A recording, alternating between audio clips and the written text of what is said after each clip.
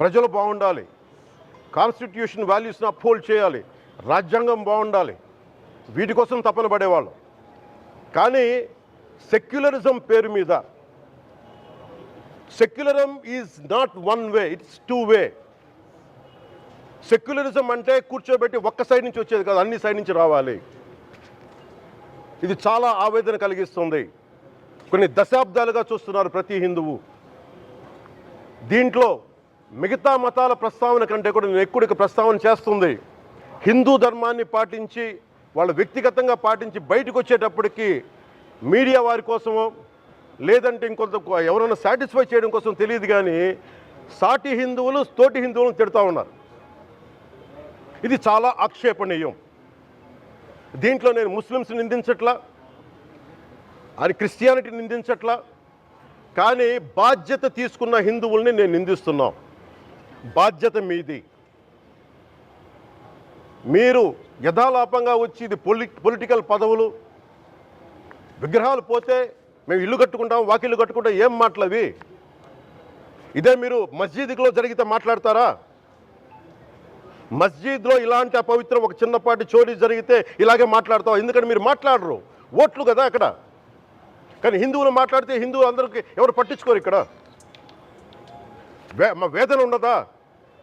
మౌనంగా ఉన్నామంటే బాధ లేదనా? కోపం రాదనా? ఈరోజుకి కూర్చొని చూడండి ఏం మాట్లాడుతున్నారో వాళ్ళు. ఆయన వాళ్ళ లాయర్ అంట, ఆయన ఎవరు, ఏజీపీ అంట, పొన్నవోలు సుధాకర్ రెడ్డి గారు తిరుమల లడ్డుపై ఢిల్లీలో చేసిన కామెంట్ నా దృష్టికి తీసుకొచ్చారు. ఇలాంటి సెన్సిటివ్ సమయాల్లో ఎయిదర్ మౌనం మంచిది, మౌనం దాటి పొగరుగా మాట్లాడటం, నన్ను పచ్చి బూతులు తిట్టినా, నన్ను వక్రీకరించినా, నన్ను రోడ్డు మీదకి లాగిన నేను ఎప్పుడు మౌనంగానే ఉన్నా. కానీ వైసీపీని నాయకులు, విమర్శించే నాయకులు ప్రత్యేకంగా చెప్తున్నాం, సనాతన ధర్మాన్ని జోలికి రాకండి. తప్పు జరిగితే తప్పు జరిగిందని ఒప్పుకోండి, లేదా మాకు సంబంధం లేదని చెప్పండి. అంతేగాని మళ్ళీ అడ్డగోలుగా మాట్లాడితే ఎవ్వరం క్షమించం. ఇక్కడ మీరు కూడా హిందువులే. పొన్నవోలు సుధాకర్ రెడ్డి గారు, మీరు హిందువులే. నోటికొచ్చినట్టు మాట్లాడకండి. తమాషాలుగా ఉందా మీకు? సరదాలుగా ఉన్నాయా? మొన్నటికి మొన్న ప్రకాష్ రాజ్ గారు మాట్లాడారు నా మీద.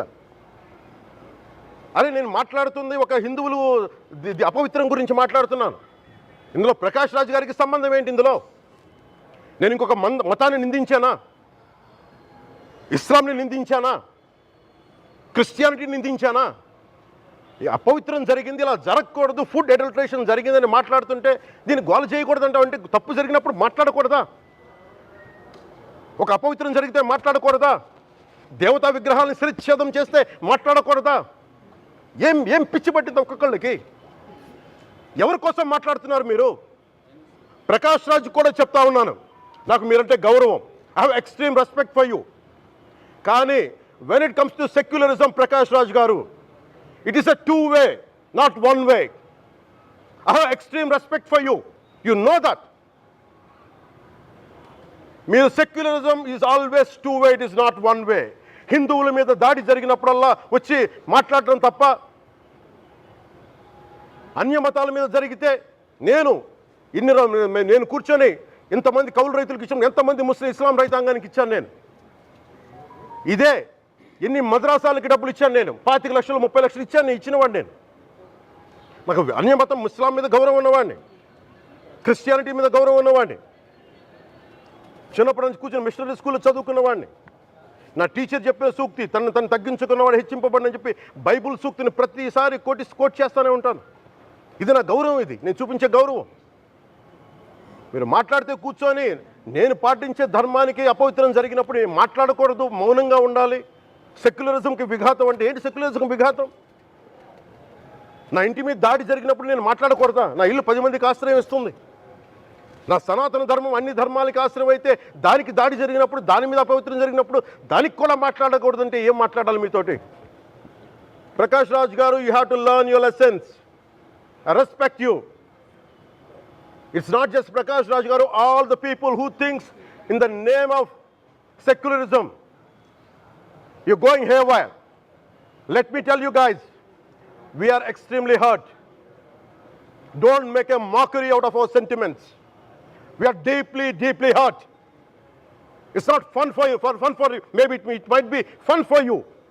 It is not fun for us. It's a deep anguish, deep pain. Don't you ever forget. Before you come and think 100 times and talk about Sanatana Dharma. Enough of this. చాలు. ఇష్టానికి మాట్లాడుతూ ఉన్నారు సనాతన ధర్మం మీద. అయ్యప్ప స్వామి మీద మాట్లాడతారు, సరస్వతి దేవి మీద మాట్లాడతారు, అల్లా మీద మీరు మాట్లాడగలరా? మహమ్మద్ ప్రవక్త మీద మీరు మాట్లాడగలరా? జీసస్ మీద మీరు మాట్లాడగలరా? అందరూ కూర్చొని సనాతన ధర్మం మీద, వినాయకుడి మీద జోకులు వేస్తారు, దుర్గాదేవి మీద జోక్స్ వేస్తారు, సరస్వతి దేవి మీద జోక్స్ వేస్తారు. మా మనోభావాలు గాయపడవా? మాకు బాధ ఉండదా? అందుకే నేను ప్రతిపాదించింది ఏంటంటే ప్రతి దానికి రావలేకపోతున్నాం. సనాతన ధర్మ రక్షణ board is order of the day. ప్రతిసారి కూర్చోబెట్టి మేము డిఫెండ్ చేసుకోలేం. ఇది ప్రతి సగటు హిందువు తాలూకు ధర్మం. ఇదే ఇస్లాం మీద దాడి జరిగితే ఎంతమంది బయటకు వస్తారు, ఎంతమంది నిరసన తెలియజేస్తారు? రోడ్ల మీదకి రమ్మని చెప్పట్ల. కనీసం మీకు కోపం కూడా రాకపోతే మేము ఏం చేస్తాం? గుడికి వెళ్ళే ప్రతి హిందువు బాధ్యత కాదా ఇది? నా ఒక్కరి బాధ్యతైనా, మా బాధ్యతైనా మీది కాదా? ధర్మాన్ని మీరు పరిరక్షించడానికి మీ బాధ్యత కాదా? ఈయన పొన్నవోలు సుధాకర్ రెడ్డి గారు మాట్లాడేది, పంది కొవ్వు చాలా ఖరీదైంది, ఆ కొవ్వు లడ్డు నెయ్యితో ఎలా కలుపుతారు? నెయ్యి 300 రూపాయలు ఉంటే పంది కొవ్వు 1200 రూపాయలు. బంగారంతో రాగి కలుపుతారా? ఇత్తడిలో పుత్తడి కలపరు. చెంబు తయారులో ఎవరైనా బంగారం కలుపుతారా? మదమెక్కిన మాటలు పొన్నవోలు సుధాకర్ రెడ్డి గారు. మదమెక్కి వస్తే ఇట్లాంటి మాటలే వస్తాయి. మీరు నా మీద కోర్టులో కేసులు వేసుకుంటారో ఏమి చేసుకుంటారో చెప్తా. మీరు ఏజీపీలు కదా, మీ దగ్గర వేల కోట్ల డబ్బులు ఉన్నాయి కదా, వేసుకోండి కోర్టులో, చెప్పండి. సనాతన ధర్మానికి నోటికొచ్చినట్టు మాట్లాడితే మిమ్మల్ని అందరినీ రోడ్ల మీదకి లాగుతాం, గుర్తుపెట్టుకోండి. తప్పు జరిగింది, ప్రాయశ్చిత్తం చేసుకోండి, లేదంటే మౌనంగా మాట్లాడకుండా ఉండండి అంతే. మా మనోభావాలు ఇంకా రెచ్చగొట్టేలా మాట్లాడొద్దు. భూమన కరుణాకర్ రెడ్డి గారు మాట్లాడతాను నేను వెళ్ళి హై డ్రామా. రాజకీయ మనసు ఉన్న వాళ్ళు అత్యంత దారుణంగా ప్రవర్తిస్తున్నారండి. లడ్డు కలుషితమైంది అంటున్నారు.